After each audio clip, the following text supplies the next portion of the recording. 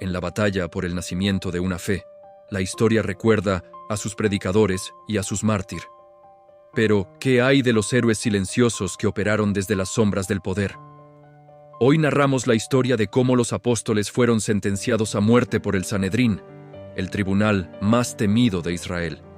Su destino parecía sellado por la furia de los hombres más poderosos de la nación. Pero fueron salvados por la voz de uno de ellos, un fariseo cuya sabiduría cambió la historia para siempre. Esta no es solo la historia de un juicio. Es el relato de una intervención magistral que silenció a un consejo sediento de sangre. Quédense conmigo, porque al final de este relato revelaremos cómo este único acto de prudencia desató una cadena de eventos tan irónica que terminaría forjando al mayor enemigo y posterior campeón de la fe cristiana. Estamos comenzando a construir una comunidad para revivir los relatos más épicos de la historia. Si quieres ser parte desde el principio, considera suscribirte y activa las notificaciones para no perderte ningún capítulo de la saga bíblica. La historia comienza ahora. Jerusalén era una ciudad que contenía la respiración. Apenas habían pasado unas semanas desde que el cielo se oscureció al mediodía y la tierra tembló. Un eco físico de la conmoción espiritual que había sacudido sus cimientos. La sombra de la crucifixión de Jesús de Nazaret era larga y persistente, proyectándose sobre los bulliciosos mercados, los pasillos del templo y las conversaciones susurradas en los hogares. En ese silencio tenso, cargado de miedo, dudas y una frágil esperanza, un nuevo sonido comenzaba a resonar. Primero como un murmullo y luego como un clamor creciente. Era el eco de los pasos de sus seguidores, los apóstoles. Ya no eran los hombres atemorizados que se escondieron tras la muerte de su maestro. Ahora, una audacia inexplicable los impulsaba. Liderados por la figura rocosa de Pedro y la pasión de Juan, se habían adueñado del espacio público más sagrado, el pórtico de Salomón, dentro del mismo recinto del templo. Allí, a la vista de todos, la doctrina de su maestro no solo se predicaba, sino que se demostraba. Los relatos se esparcían como el fuego en la hierba seca. Un hombre lisiado de nacimiento que ahora saltaba de alegría, enfermos que se levantaban de sus lechos con solo la sombra de Pedro al pasar, y espíritus atormentados que encontraban una paz que el dinero no podía comprar.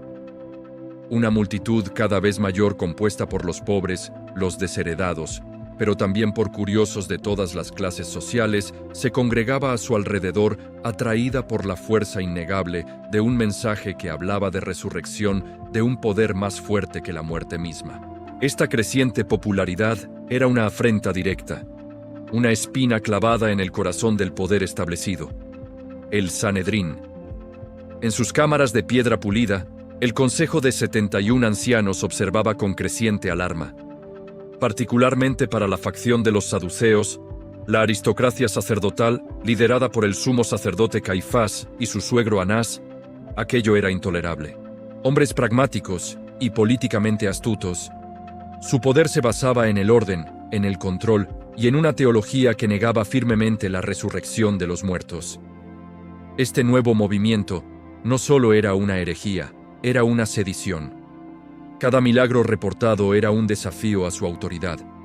Cada nuevo converso, una grieta en los cimientos de su control sobre el pueblo. La chispa de la nueva fe estaba cayendo sobre el polvorín del orden religioso. La confrontación ya no era una posibilidad lejana. Se había convertido en una certeza ineludible. La orden fue dada.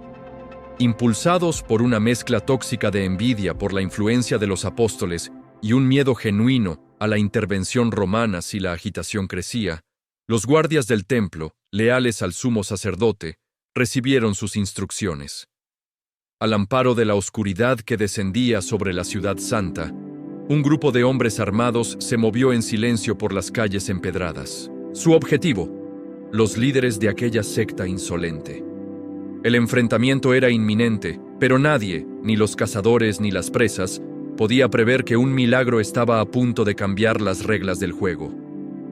La prisión pública de Jerusalén era un lugar de desesperanza. un laberinto de piedra fría y oscuridad, donde el tiempo se medía en el lento goteo del agua por las paredes húmedas. Para los apóstoles, encerrados en el corazón de esta fortaleza, debería haber sido el final de su audaz campaña. Sin embargo, la fe que profesaban no conocía de muros ni cerrojos. Durante las horas más profundas de la noche, cuando la ciudad dormía bajo un manto de estrellas indiferentes, un evento extraordinario rompió la monotonía de la desesperación. Una luz sobrenatural inundó la celda, no con la violencia del fuego, sino con la calma de un amanecer anticipado. Un ángel del Señor se manifestó ante ellos. El miedo inicial de los guardias se convirtió en un estupor paralizante mientras las pesadas puertas de hierro se abrían sin el menor sonido.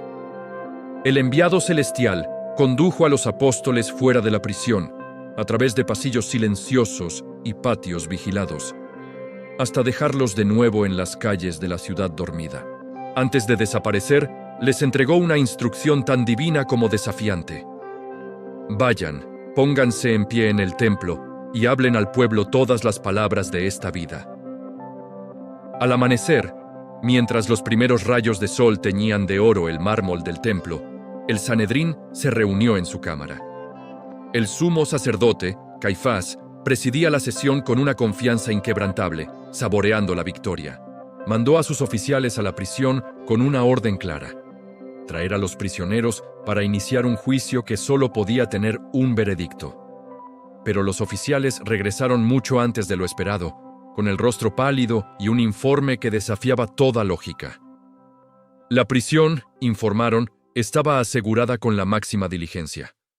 Los guardias montaban su vigilancia en cada puerta, pero al abrir la celda, la encontraron completamente vacía. La noticia cayó como una piedra en un estanque de aguas tranquilas. La confusión inicial se transformó rápidamente en una furia contenida. ¿Habían sido burlados? ¿Cómo era posible tal escape? El murmullo de incredulidad y acusaciones fue interrumpido por la irrupción de un mensajero, sin aliento, que traía una noticia aún más increíble. Los hombres que habían encarcelado, los mismos que deberían estar esperando su juicio, estaban en ese preciso instante de nuevo en el templo, enseñando abiertamente a la gente. La audacia era inconcebible. El capitán de la guardia del templo fue enviado de inmediato con sus hombres, pero esta vez la misión era delicada. Arrestaron a los apóstoles por segunda vez, pero sin violencia, con una cautela inusual. La razón era simple. La multitud que escuchaba a los apóstoles los veneraba y temían ser apedreados por el pueblo si mostraban cualquier agresión. Llevados de nuevo ante el consejo, esta vez el ambiente era eléctrico. El sumo sacerdote se puso de pie, su voz temblando de rabia contenida mientras los acusaba directamente. «No les ordenamos estrictamente que no enseñaran en ese nombre, y he aquí, han llenado Jerusalén con su doctrina y pretenden echar sobre nosotros la sangre de ese hombre». La respuesta de Pedro, lejos de ser sumisa, fue una declaración de lealtad a un poder superior. Mirando fijamente a los ojos de los hombres más poderosos de Israel, proclamó: «Es necesario obedecer a Dios antes que a los hombres». Estas palabras fueron como combustible sobre el fuego. El rostro de los miembros del consejo se contrajo de rabia, sus nudillos se blanquearon. Ya no era una cuestión de doctrina, era una rebelión abierta. El veredicto recorrió la sala como un veneno silencioso, pasando de una mirada a otra. Debían morir. El aire en la cámara del Sanedrín se había vuelto denso, casi irrespirable, cargado con la electricidad estática de una furia asesina. Ya no se trataba de un debate teológico, se había convertido en un juicio de sangre. Los jueces y sacerdotes, hombres cuya vida se dedicaba al estudio de la ley y los profetas, se habían transformado en una jauría acorralada, heridos en su orgullo, desafiados en su autoridad y aterrorizados por la posible pérdida de su control. Se inclinaban unos hacia otros, susurrando la única sentencia que sus corazones enfurecidos podían concebir: la muerte. Las palabras de Pedro resonaban en sus mentes no como una defensa, sino como una declaración de guerra, y estaban listos para responder con la máxima fuerza. La vida de los apóstoles se medía en segundos. En ese preciso instante, cuando la condena parecía sellada y el odio colectivo estaba a punto de desbordarse en una orden fatal, una figura se puso de pie. No lo hizo con la brusquedad de la ira, sino con la deliberada lentitud de una autoridad incuestionable. No era un saduceo consumido por el celo político, sino un fariseo. Su nombre era Gamaliel, pero era mucho más que eso.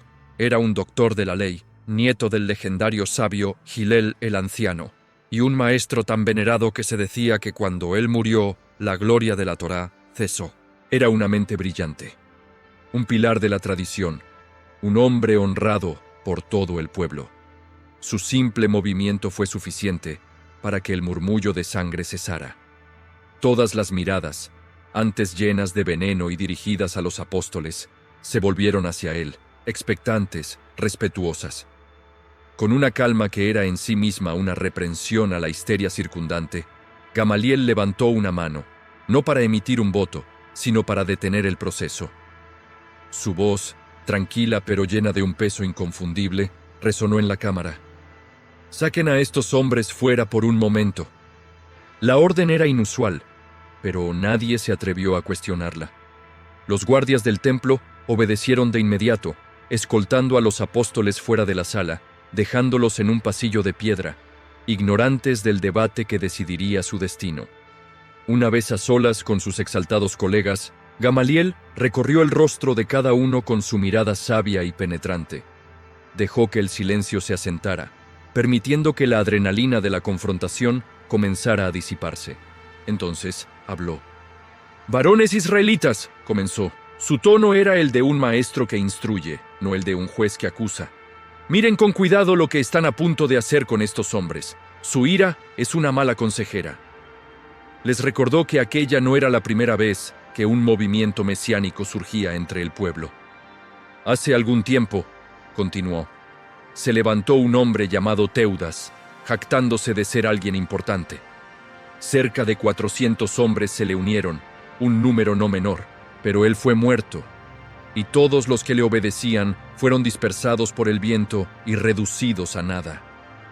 Después de él, en los días del censo, se levantó Judas el Galileo y arrastró a mucha gente tras de sí. Él también pereció, y todos los que le seguían fueron esparcidos». Mientras hablaba, pintaba imágenes vívidas de rebeliones fallidas, de fuegos que parecieron intensos por un momento, pero que se extinguieron solos, dejando solo cenizas y memoria. Habiendo establecido el precedente histórico, Gamaliel llegó al corazón de su argumento, el punto de inflexión que definiría su legado. «Y ahora, en este caso, les digo», su voz bajó, forzando a todos a inclinarse para escuchar. «Apártense de estos hombres y déjenlos en paz». Hizo una pausa, asegurándose de que cada palabra fuera absorbida. «Porque si este consejo o esta obra es de origen humano, se desvanecerá por sí sola, como las demás. No necesita nuestra sangre para acelerar su fin. Pero...»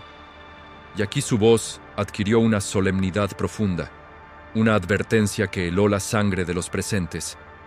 «Si es de Dios, no la podrán destruir».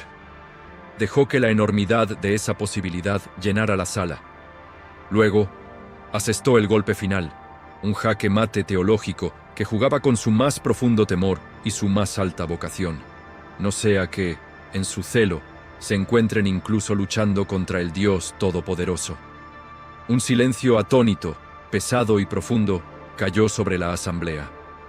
Las palabras de Gamaliel no eran una sugerencia. Eran un espejo que los obligaba a confrontar la posible enormidad de su error. La vida de los apóstoles, que momentos antes estaba perdida, pendía ahora de un hilo de lógica irrefutable, suspendida en la decisión que tomarían en ese instante crucial. ¿Escucharían la prudencia de su maestro o se dejarían consumir por la ira que aún ardía bajo la superficie? El eco de la advertencia de Gamaliel flotó en el aire pesado de la cámara, y el silencio que siguió no fue de paz, sino de una profunda y conflictiva deliberación interna. Los saduceos, con el sumo sacerdote a la cabeza, todavía sentían el ardor de la humillación, Su deseo de una solución final y sangrienta no se había evaporado, pero ahora estaba contenido por un temor mayor: la posibilidad, por remota que fuera, de estar oponiéndose a la voluntad divina. La lógica de Gamaliel había sido como un balde de agua fría sobre su ira candente. No la extinguió por completo, pero la obligó a retroceder, a transformarse en un vapor de frustración. Miraron a su alrededor, buscando apoyo para su postura radical, pero encontraron en los rostros de los demás fariseos el peso del argumento de su respetado colega. Luchar contra Dios era una línea que ni los más cínicos se atrevían a cruzar abiertamente. Finalmente, con un gesto casi imperceptible, el sumo sacerdote asintió. No fue una rendición, sino un repliegue estratégico. Convinieron con él. La sentencia de muerte fue retirada de la mesa. Un suspiro colectivo, aunque tenso, recorrió la sala. La sabiduría había prevalecido sobre la furia, pero el asunto no estaba zanjado. La autoridad del Sanedrín había sido desafiada públicamente no una, sino 2 veces en un solo día. Habían sido burlados por una fuga milagrosa y desafiados verbalmente en su propia cámara. Dejar ir a los apóstoles sin más sería una señal de debilidad inaceptable, una invitación a que otros siguieran su ejemplo. La prudencia de Gamaliel les había salvado la vida, pero el orgullo del consejo exigía un precio. Se llegó a un veredicto de compromiso. No serían mártires, pero llevarían en sus cuerpos las cicatrices de su desafío. Llamaron de nuevo a los apóstoles para que entraran en la sala. Cuando cruzaron el umbral, el ambiente había cambiado drásticamente. La amenaza de muerte inminente se había disipado, pero en su lugar había una certeza fría y brutal. No habría un juicio, solo una sentencia. Por orden del sumo sacerdote, los guardias del templo se apoderaron de ellos. Los llevaron a un patio interior, donde las columnas de piedra serían testigos silenciosos de la reafirmación del poder del Sanedrín. La orden fue dada. Serían azotados. Los látigos de cuero, a menudo incrustados con trozos de hueso o metal para infligir el máximo dolor, silbaron en el aire. Cada golpe era un recordatorio visceral de la autoridad a la que se habían opuesto, un intento de grabar el miedo en su piel y en sus almas. El castigo era brutal, diseñado para humillar, para quebrar el espíritu tanto como el cuerpo. Sin embargo, los guardias y los miembros del consejo que observaban notaron algo desconcertante. No hubo súplicas de misericordia, ni gritos de agonía, ni maldiciones. Solo una estoica y casi sobrenatural resistencia. Tras el castigo, ensangrentados, con la espalda destrozada y el cuerpo temblando por el dolor, fueron arrastrados una vez más ante el consejo. El sumo sacerdote se puso de pie, su mirada fría como el acero, y les dirigió una última y severa advertencia. Su voz resonó con la fuerza de un decreto final. Se les ordenaba, bajo la más grave de las penas, no volver a hablar ni a enseñar en el nombre de Jesús, y entonces los dejaron ir. Los guardias los empujaron fuera del recinto, dejándolos libres en las calles de Jerusalén. El calvario había terminado. Se alejaron cojeando, sus ropas pegadas a sus heridas, dejando un rastro de dolor tras de sí. El castigo estaba diseñado para quebrarlos, para infundirles un terror que silenciara sus bocas para siempre. Pero mientras se apoyaban unos en otros, en sus rostros no había derrota, sino una extraña y radiante alegría. ¿Por qué? ¿Qué clase de hombres encuentran gozo en el sufrimiento? La pregunta quedó suspendida en el aire, un enigma para cualquier mente lógica. ¿Por qué encontrar alegría en el dolor? Para el Sanedrín era una locura. Para los apóstoles era la más alta condecoración. La razón de su regocijo era un secreto impenetrable para sus castigadores. Pero la verdad fundamental de su fe. Salieron de aquella cámara no sintiéndose como criminales castigados, sino como soldados honrados. Habían sido considerados dignos de sufrir la misma humillación que su maestro, de llevar en sus cuerpos una pequeña parte del desprecio que el mundo había mostrado por él. Cada latigazo no había sido una marca de vergüenza, sino un sello de autenticidad. El castigo, diseñado para silenciarlos con terror, había fracasado estrepitosamente. En su lugar, había encendido en ellos una convicción de acero. Su fe ya no era solo una creencia, era una realidad vivida y sellada con su propia sangre. Y así, la orden final del Sanedrín, pronunciada con toda la gravedad de la máxima autoridad de Israel, se desvaneció en el aire como un susurro inútil. No esperaron a que sus heridas sanaran. No se escondieron para planear una estrategia más cautelosa. Al día siguiente, y todos los días que siguieron, volvieron a su puesto. En el mismo templo donde habían sido arrestados, y de casa en casa, en reuniones más íntimas, no cesaban de enseñar y predicar las noticias de Jesús, el Mesías. La decisión de Gamaliel, un acto de prudencia calculado, había tenido una consecuencia que ni él, en toda su sabiduría, podría haber anticipado. Buscando evitar un conflicto, había creado un espacio seguro. Tratando de darle tiempo al movimiento para que se extinguiera solo, le había otorgado el oxígeno necesario para convertirse en un incendio forestal. El Sanedrín había mostrado sus cartas, había usado la violencia y había fracasado. El movimiento salió de la prueba no debilitado, sino fortalecido, más audaz e imparable que nunca. Pero la historia no termina con ellos. Regresa, en un círculo perfecto de ironía, al hombre que hizo todo posible, Gamaliel. El sabio doctor de la ley, el maestro venerado, cuya intervención cambió la historia, continuó enseñando en Jerusalén. Y entre los muchos estudiantes que se sentaban a sus pies, absorbiendo su lógica precisa, su profundo conocimiento de la ley y su llamado a la prudencia, había un joven fariseo de la ciudad de Tarso, un estudiante de intelecto feroz y un celo que ardía como un sol, cuyo compromiso con la tradición era absoluto, incluso más rígido que el de su maestro. Este joven, llamado Saulo, observaba el crecimiento de la nueva secta no con la cautela de Gamaliel, sino con un odio abrasador. La veía como un cáncer que corrompía la pureza de la fe de Israel, una blasfemia que debía ser erradicada con fuego y espada. Y aquí reside la ironía final y más profunda del legado de Gamaliel. El acto de sabiduría que salvó a Pedro, Juan y los demás apóstoles de la muerte fue el mismo acto que preservó el movimiento que su propio discípulo estrella, Saulo de Tarso, un día se dedicaría a destruir con una furia implacable. Pero la historia tenía un giro más, pues este mismo Saulo, en el camino a Damasco, se encontraría con la fuente de esa fe que tanto odiaba, y el perseguidor se convertiría en el predicador. El mayor enemigo del movimiento se transformaría en su más grande campeón, el apóstol Pablo. La prudencia del maestro le abrió la puerta a la pasión del discípulo. Y así, la decisión de un sabio que solo buscaba evitar un conflicto en Jerusalén, sin él saberlo, protegió la llama que su propio estudiante, transformado en apóstol, tomaría para llevarla hasta los confines de la tierra. La historia rara vez es impulsada por ejércitos, sino por decisiones. La decisión de un sabio, la fe de unos pocos, la ironía del destino. Estos son los hilos con los que se teje la gran saga de la humanidad. Nuestra misión en la saga bíblica es precisamente esta: revivir estos momentos y sentir la historia juntos. Si quieres formar parte de esta expedición, el paso más importante es suscribirte y activar las notificaciones para ser el primero en viajar con nosotros.